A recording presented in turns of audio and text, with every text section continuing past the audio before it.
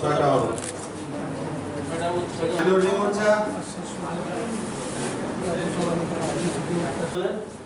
আমরা 45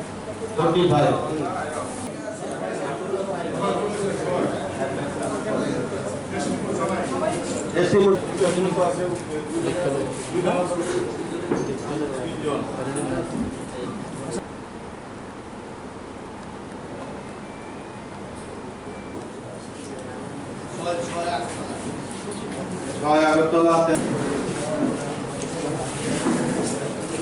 অফিসে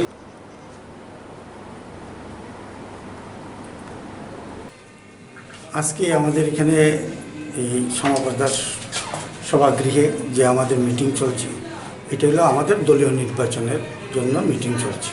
কিভাবে দলীয় নির্বাচনটা হবে সেই জন্য আমাদের সাথে এই নির্বাচনের যে দায়িত্ব পেয়েছেন এসআরও প্রদ্যুৎ মহাশয় আছেন, তাছাড়া স্টেট কমিটির সেক্রেটারি তাপস মজুমদার আছেন, আমার জেলা কমিটির সবাই আছেন। এখানে উপস্থিত আছেন সমস্ত মণ্ডল এবং প্রধানরা, কাউন্সিলররা, তারা আছেন। তাদের সামনে অবগত করবেন কীভাবে আমাদের দলীয় নির্বাচনটা নিজ স্তর থেকে উঠবে। প্রথম আমাদের হবে বুথ কমিটি, বুথ কমিটির পরে হবে মণ্ডল কমিটি, মণ্ডল কমিটির পরে হবে ডিস্ট্রিক্ট কমিটি, ডিস্ট্রিক্টের পরে ডিসেম্বরে হবে আমাদের এই প্রদেশ কমিটি।